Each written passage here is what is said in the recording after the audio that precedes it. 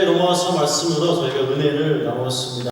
말씀은 우리가 예수 그리스도의 복음에 맞는 이성적이고 그 다음에 합리적인 사역과 삶을 제사와 같이 드릴 때에 하나님이 그것을 기뻐 받으신다고 말씀을 나눴습니다. 그리고 진리의 영이신 성령께서는 성도의 마음을 늘 새롭게 변화시키십니다. 그 결과 성도는 하나님의 선하시고 기뻐하시고 온전하신 뜻을 삶에서 분별하여 살게 됩니다. 이 말씀을 나눴습니다. 그리고 많은 분들이 1부, 2부 때 앞에 나오셔서 결단하시는 기도를 드리셨고 예배 후에도 자녀들과 함께 기도했습니다. 오늘도 같이 설교 후에 기도하는 시간이 있고 시간이 부족하면 예배 마치고 계속 또 기도하도록 그렇게 하겠습니다.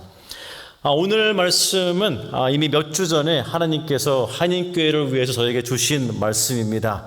지난주에는 마음을 새롭게, 이번 주에는 교회를 새롭게라는 주제로 말씀을 나누게 됩니다.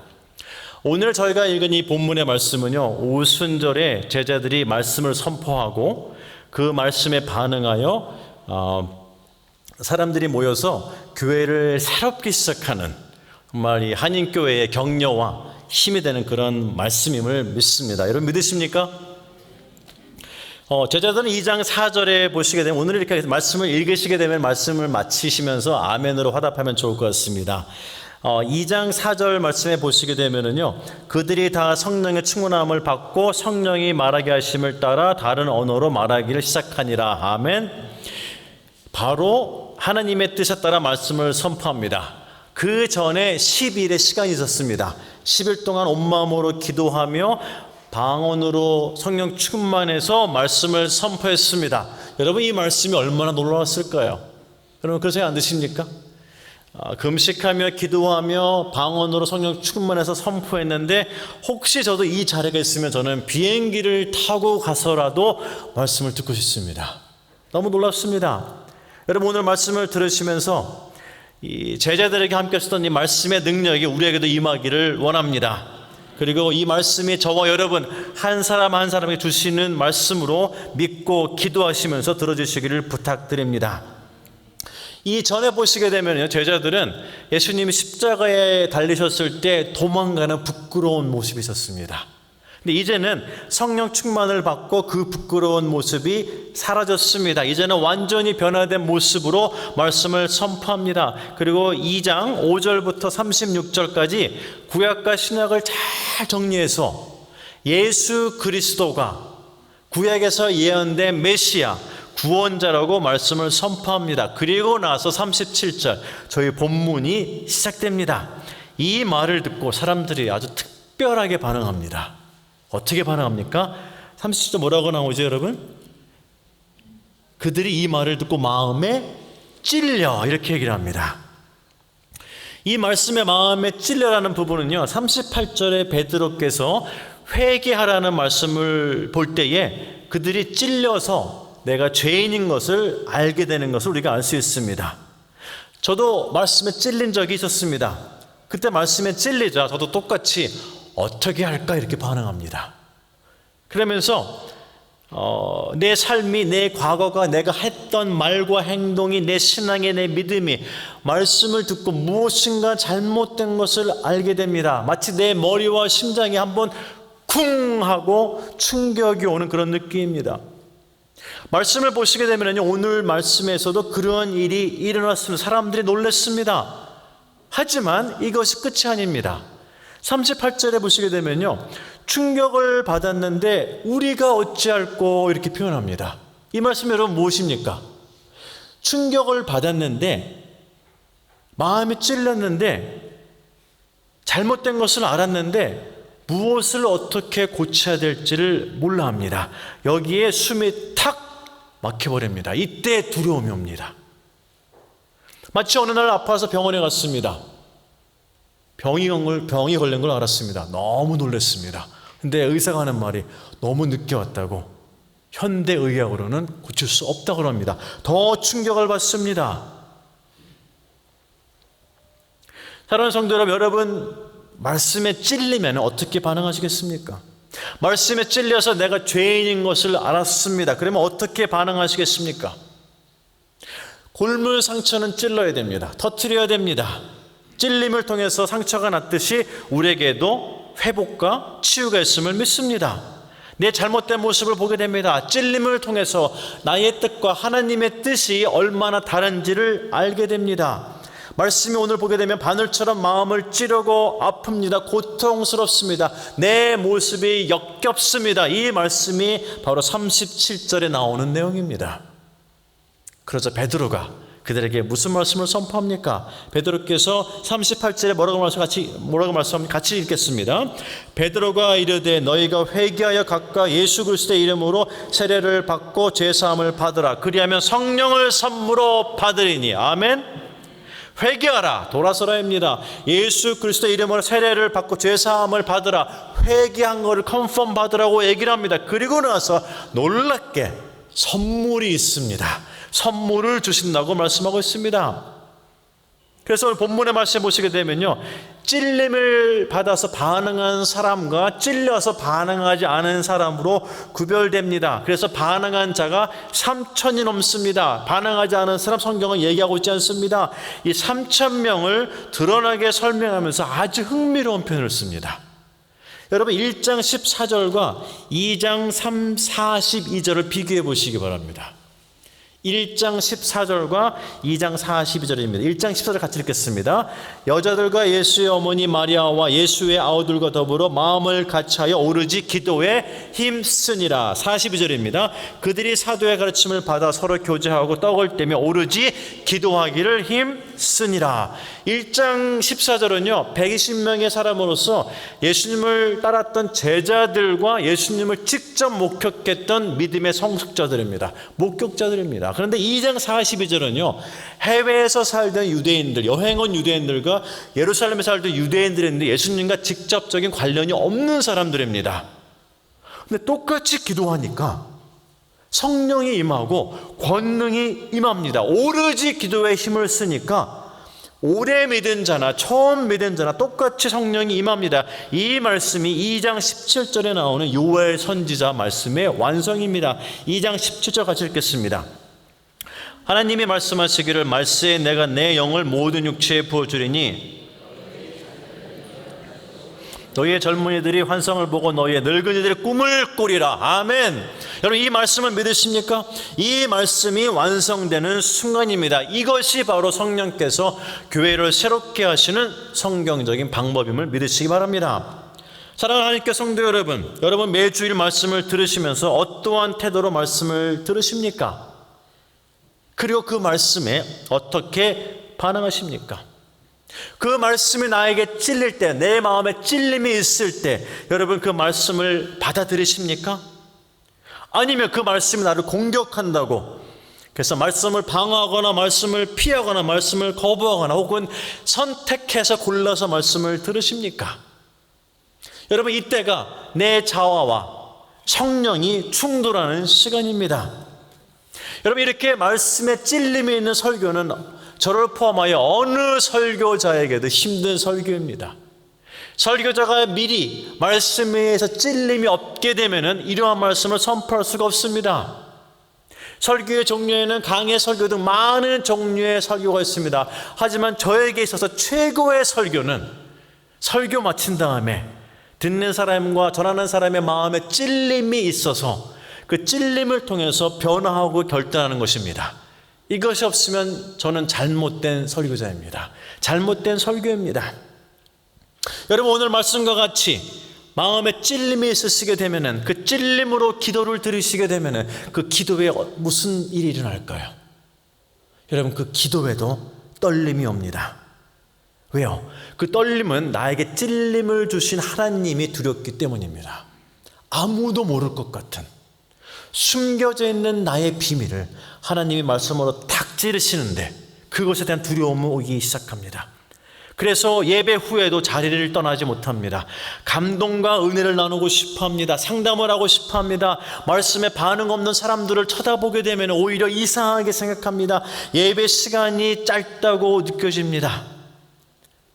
지난주에 예배를 드리면서 기도하는 시간이 있었습니다. 일부 때 몇 분이 나오셨습니다.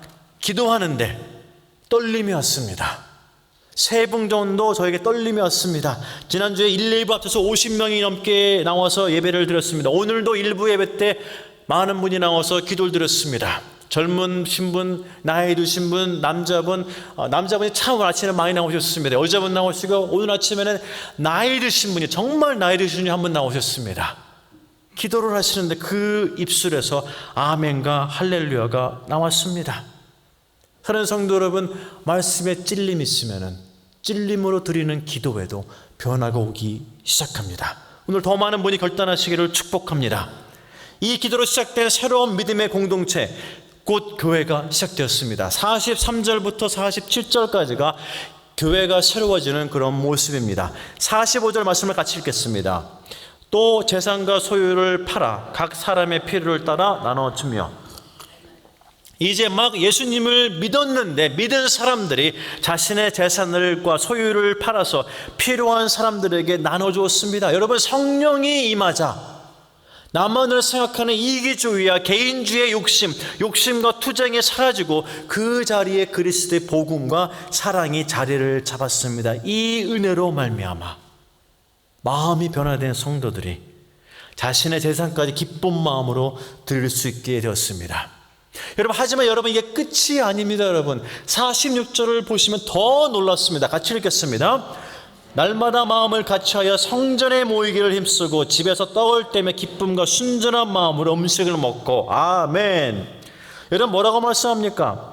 여러분, 1장 14절에 온 마음으로 기도하며 42절에 기도에 힘쓰며 46절에 성전에 모이기를 힘쓴다 했어요. 여러분, 성전은요, 기도와 예배와 찬양이 있는 곳입니다. 나이, 직분, 배경 여러분 상관이 없습니다. 모든 사람이 한 마음으로 모여서 기도하며 찬양하며 말씀을 듣습니다. 그래서 1장 14절, 2장 42절, 46절에 여러분 공통점이 무엇입니까? 바로 기도입니다. 이 기도가 공동체를 새롭게 했습니다. 이 기도가 하나님의 사랑으로 모든 사람을, 공동체를 하나로 묶었습니다. 이 기도가 교회 안에 있을 때에 하나님의 사랑과 나눔과 격려가 풍성해지는 것을 경험했습니다. 아멘. 여러분, 한일교회가 이렇게 되기를 원하십니까? 그래서 이 말씀을 바로 이해하시게 되면은 교회를 새롭게 하는 것이 무엇인지 분명히 알게 됩니다. 여러분, 무엇입니까? 바로 무엇입니까? 기도입니다. 그래서 기도하는 성도와 기도하지 않는 성도는 여러분, 내적으로 외적으로, 어린이일지라도 학생일지라도, 결혼하지 않은 청년일지라도, 나이신 분일지라도 여러분 직분에 상관없이 분명한 차이를 나타내고 있습니다. 여러분, 기도하는 성도는 하나님께 나아갑니다. 기도할 때 겸손해집니다. 기도할 때 한 마음으로 교회가 연합합니다. 기도할 때 회복과 치유를 경험하면서 회개와 감사와 기쁨의 눈물을 흘리게 됩니다. 기도할 때 순종함에 결단합니다. 기도할 때 성령의 열매를 맺습니다. 기도할 때 내가 잊어버렸던 그 하나님의 사랑을 회복합니다.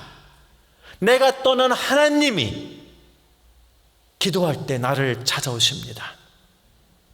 반대로 기도하지 않는 직분자, 기도하지 않는 성도들은 어떻습니까? 기도하지 않는 성도들 사람을 찾아갑니다. 회의를 더하고 사람들의 생각을 더 듣게 됩니다. 기도하지 않는 것 교만입니다. 기도 안 하면 이기적이고 교만한 성도가 됩니다. 기도 안 하시면 회개 안 하고 감사 기쁨 없고 마음이 차가워지면서 비판적이 됩니다. 기도 없이 회복 치유 일어나지 않습니다. 기도 없이 결단 순종 안 합니다. 기도 안 하면 인색하게 돕고 인색하게 구제하고 인색하게 헌금합니다. 기도하지 않으면 육체의 열매를 맺게 됩니다. 기도 안 하시게 되면 내 자아가 걸림돌처럼 드러납니다. 여러분, 한글에 스스로 자자 들어가는 거 있습니다. 자아, 자신감, 자존감, 자만심, 자랑, 자수성가 다 교만입니다. 이게 드러납니다. 그런데 기도하지 않으면 이게 드러나는 줄도 모릅니다. 그리고 자랑스럽게 얘기를 합니다. 이때 걸림돌이 됩니다.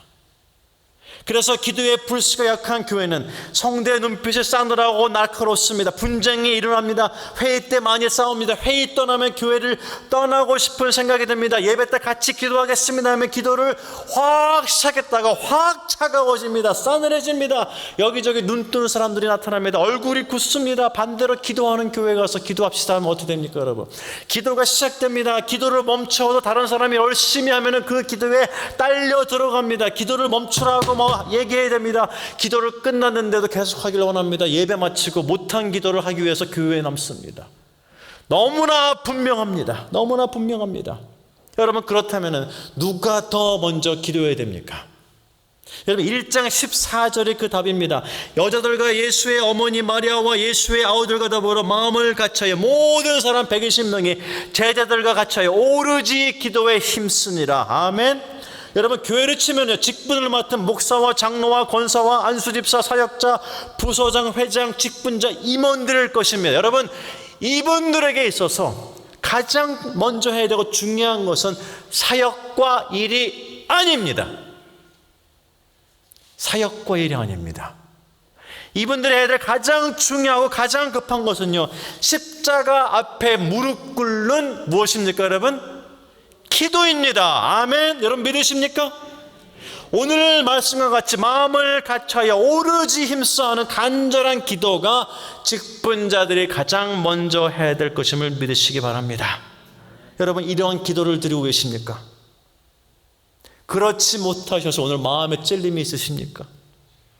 그렇다면 오늘이 오래된 습관을 버리고 변화될 기회입니다. 이 기회를 놓치지 않고 꼭 잡으시기를 주의 이름으로 축복합니다. 저도 선교를 처음 갔을 때에 사역을 열심히 해야지, 파송받았으니까 많이 해야지, 잘해야지 생각이 많이 들었습니다. 그걸 기도를 소홀히 했습니다. 목사이니까 기도 사람들이 많이 해줄 거야, 목사니까 당연히 기도해야지, 이 정도 생각했었는데, 그러면서 제가 기도에 관심을 가지지 않았습니다.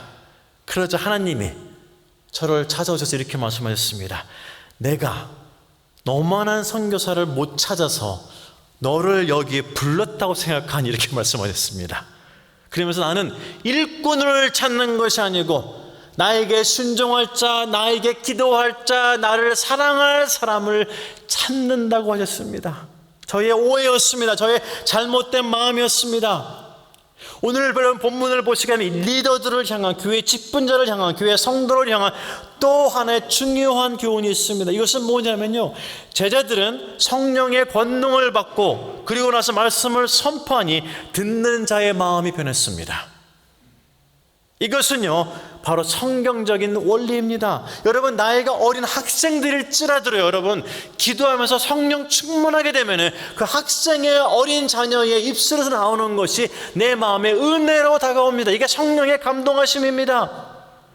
바로 제자들의 연약함을 아시고 성령이 품으셨는데, 목자가 어린 양을 돌보듯이 품으셨는데, 그러한 마음으로 하나님께서는 직분자들이 교회를 품기를 원하십니다.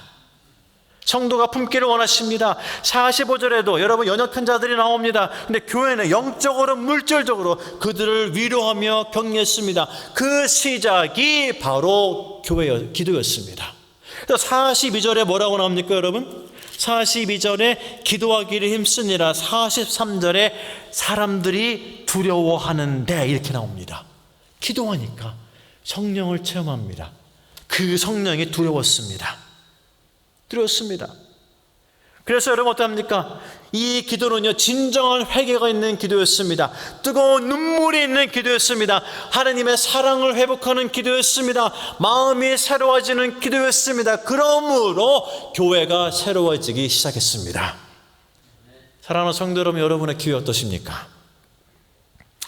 반대로 성경에 나와 있는 교회가 새로워지는 원리를 무시하게 되면 교회에서는 직분이 직위가 됩니다.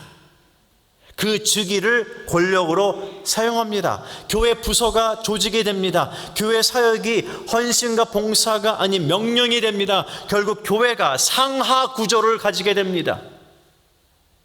사역을 위해서 기도하며 은사를 선물로 받은 성도를 찾는 것이 아니고 재능 있고 경험 있는 사람을 찾습니다. 순종과 믿음으로 헌신하는 것이 아닌 합리적으로 이성적으로 자기에게 맞는 사역을 고르기 시작합니다. 여러분, 예수님이 천국으로 가셨을 때에 제자들끼리 남았습니다. 이때 제자들이 우리가 이제 어떻게 하지? 이런저런 생각을 왜 안 했겠습니까, 여러분? 예수님이 눈앞에서 사라졌는데 우리 이제 어떻게 하지? 근심 걱정을 왜 안 했겠습니까, 여러분? 그런데 이 모든 어려움과 위기가 있음에도 불구하고 그것을 하나로 탁 잡아서 위기를 극복한 것이 바로 기도였습니다. 아멘. 그래서 성령이 그 제자들의 연약함을 알았습니다. 로마서 8장 20절 뭐였습니까?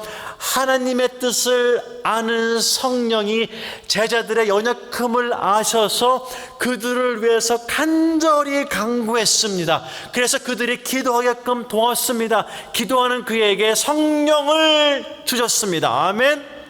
이 성령이 오늘 말씀을 통해서 한인교회를 도우시겠다고 합니다. 아멘. 여러분, 이것이 복음 아닙니까? 여러분, 기쁜 소식 아닙니까? 그래서 여러분, 오늘 예배 후에 내가 기도의 용사가 되겠습니다. 내가 기도를, 영적 예배를 드리는 내 삶의 중심으로 내 평생 헌신하며 살겠습니다. 여러분, 이 기도 시간에 결단하는 분들이 나오시기를 주의 이름으로 축복합니다.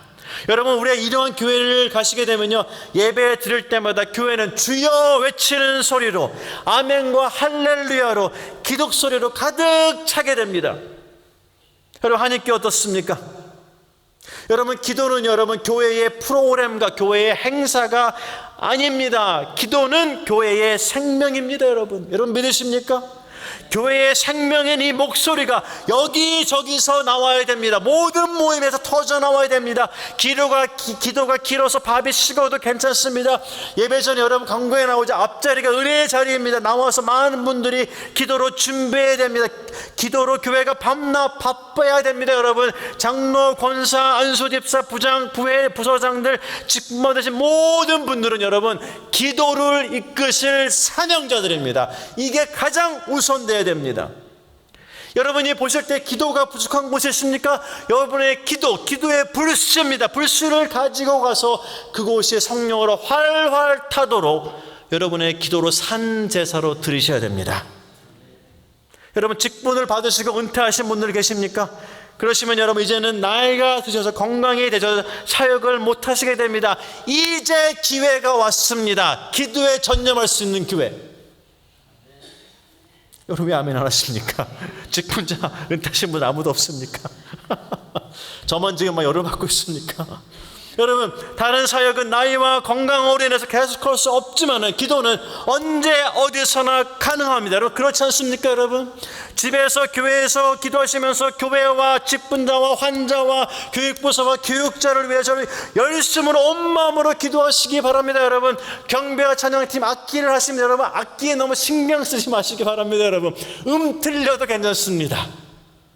여러분, 혹시 어떻습니까? 여러분, 경배와 찬양팀에 멋있는 거, 내가 눈물을 흘리면서 들여 한번 쳐보는 거, 여러분 놀랍지 않습니까? 여러분 선거대 어떻습니까? 여러분, 하나 틀리면 좀 어떻습니까? 근데 내가 드리는 이 찬양이 기도로 인해서 어떻습니까? 선거대 지휘하시는 분, 선거대 하시는 분들의 모두 눈물로 찬양을 드립니다. 여러분 놀랍지 않습니까? 여러분 꼭 기도하면서 찬양 드리시기 바랍니다. 여러분, 지난주에 아나니아 삽비라로 말씀을 나누었습니다. 저는 개인적으로 정말 궁금한 게 있습니다. 이 사람들 여러분 교회 참석했고 보았고 바나바도 받고 다 했습니다. 근데 어떻게 기도했길래, 어떻게 예배 드렸길래 사탄의 유혹에 한 방에 넘어가서 그만 육체의 열매를 맺었습니까? 여러분 놀랍지 않습니까? 여러분 두렵습니다. 여러분 5장 11절 말씀을 다 같이 읽겠습니다. 5장 11절입니다. 온 교회와 이 일을 듣는 사람들이 다 크게 두려워하여, 이게 결론입니다. 기도하는 공동체, 위협하는 사탄을 하나님이 물리치셨습니다. 아멘. 여러분, 아나니아 삽비라 베드로가 물었을 때의 마음에 찔렸습니다. 이때가 기회였습니다. 그럼 8절에 보시게 되면 여러분 뭐라고 합니까? 베드로가 이르되 그 땅 판값이 이것뿐이냐? 내게 말하라. 근데 아나니아가 뭐라고 얘기를 합니까? 여러분 보시기 바랍니다. 이르되 예. 뭐라고요? 이것뿐이라. 이렇게 얘기를 합니다. 이야, 대단합니다. 찔렸는데 이렇게 얘기를 합니다. 이때가 기회였습니다. 회개의 기회, 생명의 기회였습니다. 근데 그만 다 드렸다고 합니다. 변명합니다. 그래서 9절에 베드로가 그 변명을 어떻게 해석합니까? 이렇게 얘기를 합니다. 베드로가 이르되 너희가 어찌 함께 꾀하여. 여러분, 꾀하여의 뜻은요, 이익을 위하여 잘못을 저질렀지만 이것을 좋은 결과로 합리화하는 사탄의 전략입니다. 이익을 위하여 잘못을 저질렀지만 이것을 좋은 결과로 합리화하는 사탄의 전략입니다. 이 안에 사탄이 가득 찼습니다. 찔림을 받았습니다. 여기서 예 안 하고 노 할 수 있었습니다. 근데 예 하면서 기회를 놓치면서 하나님을 두려워하지 않았습니다. 그가 두려워했으면 여기서 무릎을 꿇었습니다. 근데 사탄이 가득하니 말씀을 거부합니다. 그 결과 죽음으로 끝났습니다. 이 사건을 보자, 눈으로 보자, 믿는 자와 믿지 않는 자까지 다 하나님의 능력을 두려워합니다. 성령의 능력으로 기도하며 말씀 선포하며 치유하며 기적을 일으키며 제자들의 영적인 리더십을 보았습니다. 그 리더십 앞에 사람들의 무릎을 꿇었습니다. 그 결과 아나니아와 삽비라와 같이 교회를 해치고 교회를 방해하고 교회를 위협하고 시기 질투 다툼 욕심으로 교회에 들어오는 자들이 교회에 들어오지 못하게 되었습니다. 여러분, 건강한 교회는요, 새로워지는 교회는요, 초대교회는요, 이것을 교회 정책과 교회 정관과 교회 회의로 막은 것이 아니고 기도로 막았습니다. 믿으십니까 여러분? 기도로 막았습니다. 이렇게 기도에 큰 힘이 있습니다. 여러분, 가정과 교회가 어려울 때에 이러한 기도를 잊지 않으셨습니까? 이 기도가 가정과 교회를 새롭게 합니다. 아멘. 여러분, 오늘 마지막 말씀의 마지막 기회는요, 성령에 이끌려 기도하는 성도들이 교회가 새로워지는 것을 이끄는 실질적인 사역자입니다. 여러분, 다시 말씀드릴게요. 성령에 이끌려 기도하는 성도들이 비록 눈에 보이지 않고 직분을 받지 않았을지라도 그들이 교회의 변화를 이끄는 실질적인 직분자들입니다. 여러분, 직분자들은 리더십을 가지고 사역을 하지만 직분을 받았다고 여러분 오해하지 마시기 바랍니다. 자동적으로 믿음이 성숙해집니다. 완성력, 믿음이 갑자기 올라갑니다. 성령 충만해집니다. 그런 일 없습니다. 여러분, 없습니다. 성령의 은사 없이 사역합니다. 잘못하면 직분 자체가 걸림돌이 됩니다. 여러분, 교회가 기도하는 시간을 정할 수는 있지만 성도들에게 기도하라 말라를 회의로 정할 수는 없습니다. 여러분, 누가 기도하자라면 여러분 빨리 따라가시기 바랍니다. 기도는 여러분 하나님께 믿는 자에게 주신 특권입니다. 하나님과 대화하는 시간입니다. 하나님의 음성과 뜻을 아는 시간입니다. 그래서 기도를 교회의 생명이라고 합니다. 그래서 기도가 약해지면 생명의 불씨가 약해집니다. 이때 가정과 교회가 시험에 들기 시작합니다. 기도가 약해지면 교회가 시험에 듭니다. 기도가 약해지면 육체의 열매가 나옵니다. 교회가 기도가 약해지면 싸우기 시작합니다. 제자들은 예수님의 말씀을 듣고 스스로 기도하기 시작했습니다. 이때 기도 안 했으면 1장 14절 다 같이 모여 기도한 사건 없습니다. 복음서에 나오는 것처럼 다 흩어졌습니다. 다 흩어졌습니다. 그래서 여러분 무엇입니까? 기도를 막는 것, 기도를 안 하는 것, 기도를 무시하는 것, 기도를 대충 하는 것, 다 성령을 거스르는 행동입니다. 혹시 여러분 이 자리에 교회가, 직분자가, 성도가 있지 않습니까? 이것은 마치 여러분 뭐가 똑같냐면요, 성령께서 기도하면 성령의 충만함을 주고 은사를 주겠다고 했는데 교만하고 겁먹지게 팔짱 끼면서 발로 뻥 차버리는 모습입니다. 여러분, 한인교회는 다니엘 기도회를 개최한 교회입니다. 저는 이것에 대해서 상당히 하나님께 감사하고 있습니다. 저도 그때 기도하면서 은혜를 받았습니다. 혹시 여러분 교회에 24시간 기도하는 기도실이 있으십니까? 혹시 없으시게 되면 여러분 무엇보다도 어느 방보다도 잘 꾸며놓으시기 바랍니다. 누구라도 그 방에 들어가면 내가 하나님께 나아갈 수 있는 그런 장소로 만드시기 바랍니다. 그곳에 올라온 기도를 직분자들이 붙잡아서 여러분 불꽃처럼 타오르는 성령의 기도를 들으시기 바랍니다. 김하일 목사님 교역자를 못 살게 구세요. 하나님 기도할 게 많이 있는데 지금 뭐하고 계십니까 여러분? 여러분 사랑하는 성도 여러분, 하나님께서 저에게 한인교회의 영적인 상황을 지금 나눈 것보다 더 자세하게 알려주셨습니다. 그래서 오늘 말씀과 같이 오로지 마음을 다해 힘쓰는 기도로 교회가 새로워지는 것이 그 무엇보다도 청백보다도 우선돼야 된다고 말씀하셨습니다. 여러분 믿으십니까? 저는 4월 18일 십자가와 고난으로 디메데후서 말씀을 나눴습니다. 이때 하나님께서 저에게 주신 말씀의 일부는 선포하고 일부는 제가 솔직히 얘기합니다. 교회의 분위기를 보면서 눈치를 보면서 살짝 메시지와 기도 내용을 바꿨습니다. 그리고 주일 지나고 새벽기도 시간에 하나님께서 제가 한 설교와 내용과 기도에 대해서 저를 질책하셨습니다. 하나님 저에게 이랬습니다. 너는 교회 가서 네가 하고 싶은 얘기만 하고 내가 너에게 준 설교를 하지 않았다고 했습니다. 2번이나 책망했습니다. 너무 마음이 찔렸습니다. 하나님 저에게 이 교회에 내가 너를 다시 보낼 테니 이번에는 준 메시지를 선포하라고 했습니다. 이 3주 전에 이미 메시지가 나왔습니다. 저는 하나님께 또 얘기했습니다. 하나님 4월 18일 설교를 하고 왔는데 어떻게 또 묻습니까? 하지만 하나님께서는 저에게 설교할 수 있는 기회를 허락하셨습니다. 저는 이미 5월 23일 오늘 30일까지 다른 교회 설교하기로 이미 약속이 되어 있었습니다. 그 교회 취소했습니다. 급하게 저를 보내시면서 이 교회에 마음을 새롭게, 교회를 새롭게 말씀을 선포하라고 저에게 말씀하셨습니다. 그래서 지난주에 선포된 말씀, 이번 주에 선포된 이 말씀이 한인교회에 꼭 필요한 말씀으로 모든 성도의 마음이 교회가 새로워지는 것을, 그리고 그걸 통해서 하나님을 향한 사랑이 회복되는 것을 믿습니다. 여러분 믿으십니까 여러분? 여러분 교회와 성도가 많은 어려움 가운데 있습니다.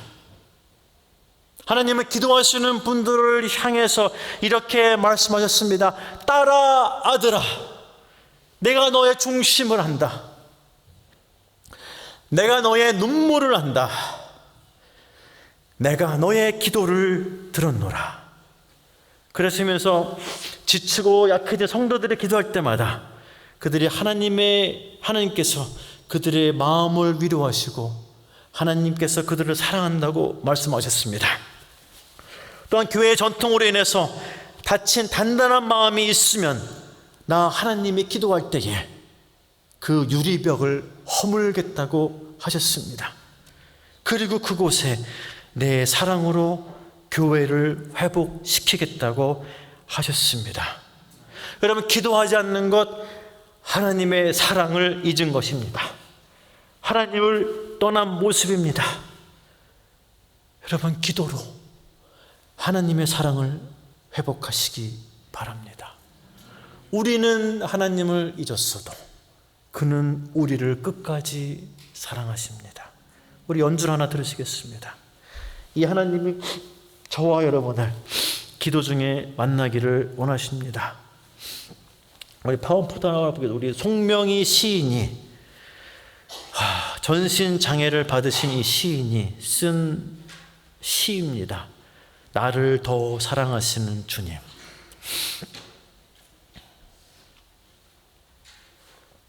여러분 가사를 보시기 바랍니다. 내가 하나님의 사랑을 잊었다니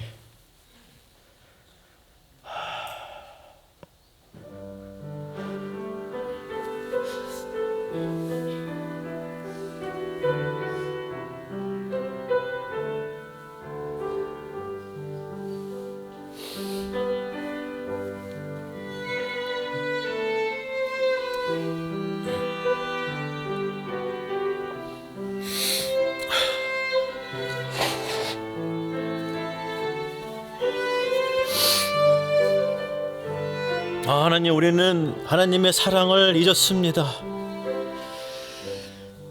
그런데 하나님께서 나를 더 사랑하시고 더 사랑하신다고 말씀합니다. 하나님, 우리는 하나님의 사랑을 떠났습니다. 근데 그 하나님이 다시 나를 붙잡으시고, 연약한 나를 붙잡으시고 교회를 붙잡으시며 다시 너를 사랑한다고 하나님이 말씀하십니다.